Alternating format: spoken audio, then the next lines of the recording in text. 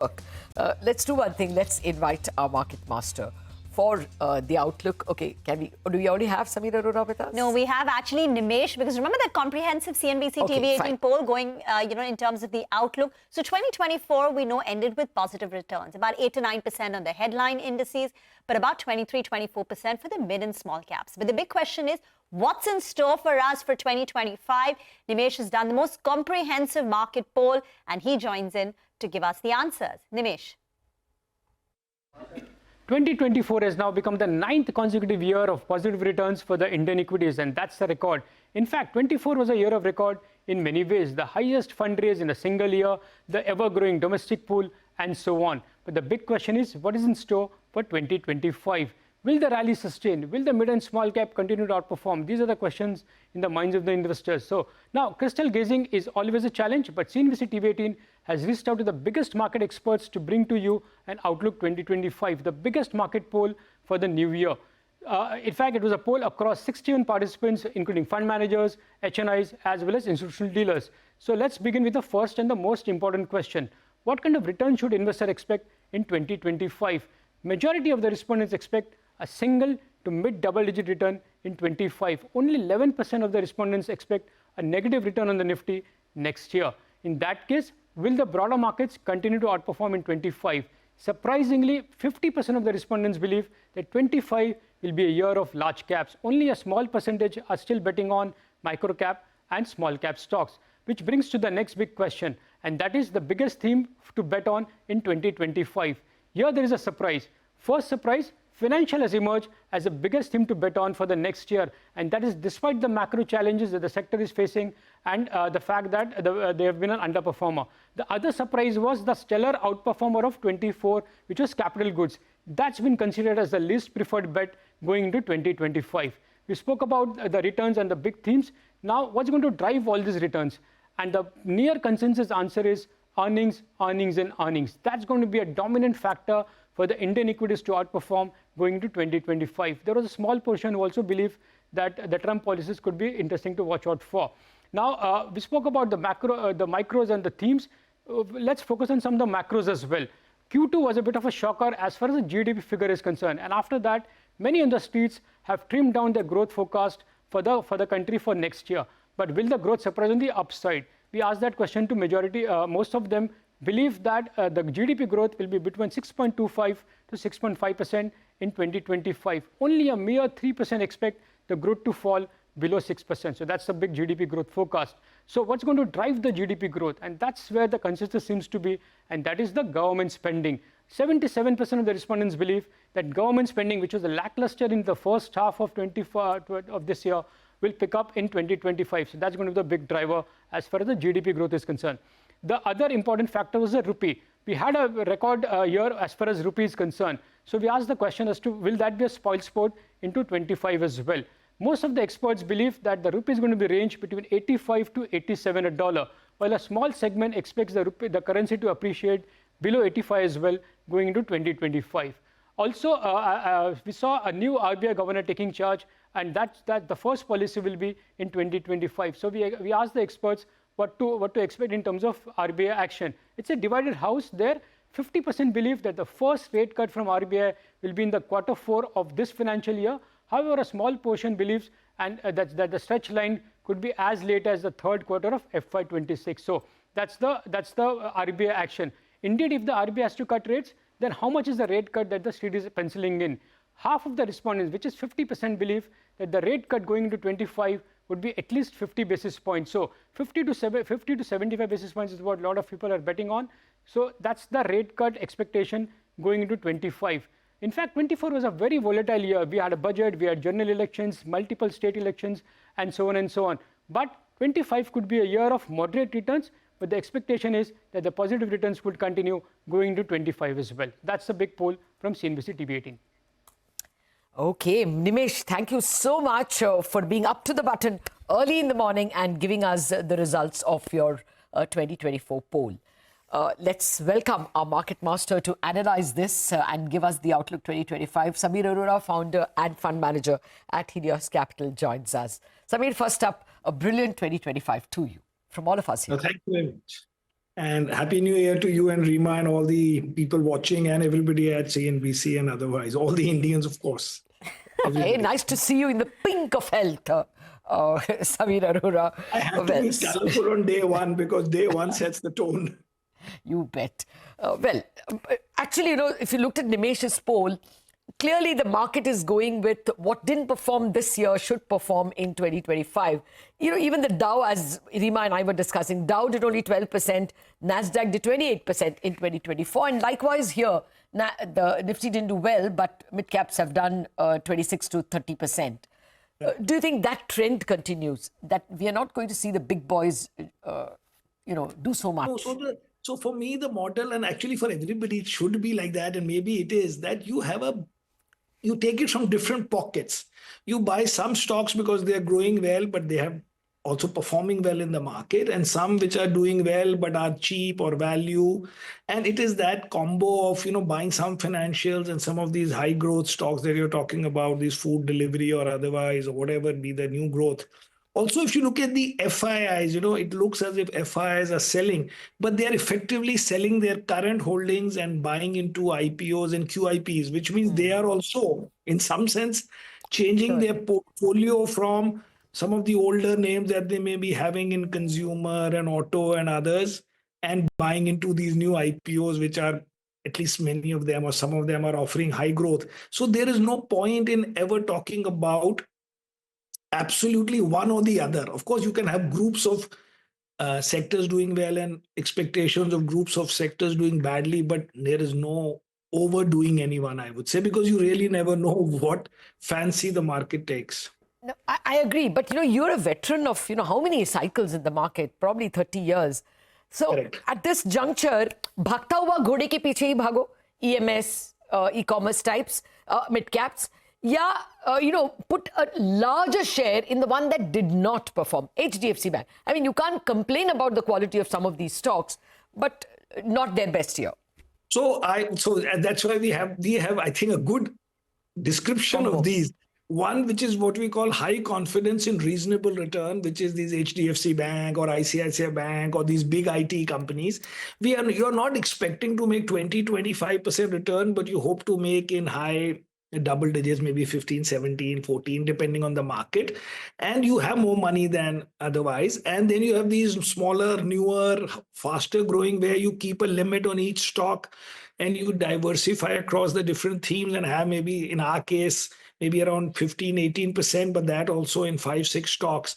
And it is that combo which lets us sleep every day without overly one. If you say you have to make only one investment and that one investment is the marginal new investment, then also there's an easy answer. It depends on what you don't have. If you are too much in small and mid cap, then it is better for you to buy a large cap, stabler stock. And if you are only into the old stodgy companies, even though they are promising to be okay, you need a bit of variety and a bit of higher growth, higher risk. I think it's, in the end, portfolio construction adds at least a few percentage points. Because I'm a fund manager more than an analyst, and I always say that construction has helped us. Otherwise, investors will come to me and say, all my analysts are responsible for my performance. I say yes, but there was also this construction bit which added. So I would suggest to everybody, you cannot. So talking about your construction, Samir, hi, good morning, Reema here.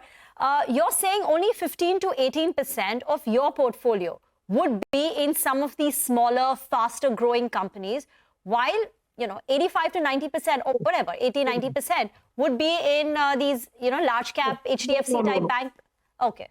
No, the larger, well-known, these compounder names that were given, which spoiled their compounding immediately when that name was given, those are 50-60%. Okay. These 18-20% are these super high growth guys, which are these 25-30% and growing also, but making losses, maybe all these Paytm, Swiggy, Zomato types. And you still have a third group. No, these are the groups where you are discovering new companies and they might be a little valued cheaply, or their growth is a little high, but you're not expecting them to make 25 and 30% for 4-5 years. This could be indigene types or these smaller hotels or something, which are not also super well known, not super well ready in terms of quality and history, but they are promising, and we are trying to discover some of them. So there are sort of Do you three want to tell us some of these stocks that you're discovering? No, Like we don't Indegene is one. tell Yeah. you anymore because now we are also separately in the mutual fund business. So you can see 100% of the portfolio every year, including the changes that the Indian guys make. And broadly, although I manage an offshore fund, because the research is common, many of these names will be there. But so you can see all of them yourself. There's nothing for me to highlight here Sure. separately. Okay, clearly since you manage global money as well, Samir, is there any chance of a global accident? I mean, not like the layman variety, but minor accidents like, SVB or something, which takes away 10, 20%, because we have a president who can do extreme things coming on Jan 20th. Yeah, so right now the bet is that he will not. So first, let me talk about the US a little bit, global a little bit. People talk that the US market has gone up a lot. Actually, maybe 15 stocks have gone up a lot. And if you even this year, the S&P's returns 50 odd percent are from 7 stocks. So therefore, if you see the Russell 2000, which is like the mid cap index, or you see the S&P equal weight index, where all these guys are getting extra weight, the returns over the last 5 years are 9-10% per annum, which may be considered good in dollar terms, but they are not wild. And those 15 stocks, which includes these 7 that everybody talks about, even more, you could do Spotify, Netflix, all these which have done very well. Those stocks separately look very, very good. We have nearly all of them except Apple, and they look very good separately. So the thing is, there may be an accident driven maybe by some policy thing, but I would think there is one risk, which big picture is considered positive, but in the small picture may be negative, which is that if really the US, because of Elon Musk and Vivek Ramaswamy and all, really are able to convince the US system to cut costs on government waste and all that. Now, that is a big part of the growth of the economy in the last few years, because the government spending, government deficit, all has led to this growth. And so if you cut that, big picture, it is supposed to be positive that government deficits are being brought under control and you are making the overall deficit sustainable. But it can lead. Now, but my hope is that these things don't happen immediately. These things are not as straightforward as Trump signed some tariff things. But by the way, separately, I think that from an India point of view, I think India has to make peace with China. I think India, for its growth, needs to not think that we are not going to let the Chinese in, we are going to compete with them. They are so far ahead in many things that there should be no fight on those points, because we have already lost those battles. We should let them in on EV, let them in on solar, do joint ventures, give control to whatever the rule is, whatever works for both the parties.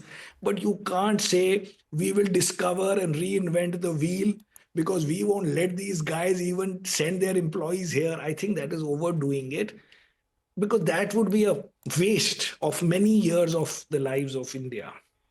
Okay. Got that. So Samir, you spoke about that, how FIIs may not be putting money in the secondary market, but they are in the Indian equity market by participating in IPOs, QIPs, etc., in the other forms of fundraise that is taking place. Is there any more nuance to this? Is there a preference that FIIs are gravitating towards? Have you done any analysis on this? No. So my big, I don't do all this analysis. I just interpret other people's analysis. But big picture, out of the 20 odd years, if you see all this data, there are only 4 actual calendar years in which the FIs have been negative. Okay. Now this year you can say they are sort of break even on an aggregate basis, adding both primary and secondary. But you can draw this conclusion that the stocks and the sectors that they are liking now in terms of is basically what I was saying, that diversify a little bit away from the old sectors to a little bit to the new sectors. So that is one big picture. But second is not to think in absolute that the FIIs are writing off India and selling India, because as you can see in the percentage years, you can see it in the years in which their flows are negative, that you can attribute it to something specific. In 22, the interest rates were hiked from whatever 0.5 to 5%, and there was a war. In 18, we had this crisis. In 13, it was that then before Raghuram Rajan came, whatever the Taper tantrum. 28% or whatever, 19%, and the market fell 28%. And then one was 2008. So to take those 4 years and say, oh, FIIs, will they buy or not buy? Mostly you have to assume they will buy, mostly. Then if there's something specific, then they will not buy. But this year, because of a massive shift towards US, because of Trump victory, which clearly on the margin made money move there, and the currency dollar strengthening and all that, should not be taken as that every year on first day you say, will they buy or not buy? First day you broadly say they will buy, and then let's see whether they buy or not. Unless you know, of course, something specific which is negative, the general tendency would be to buy. Got that. Samir Arora, always a pleasure having you with us, and particularly happy that you joined us on the first day of 2025. Have a brilliant one yourself. Thank you very much.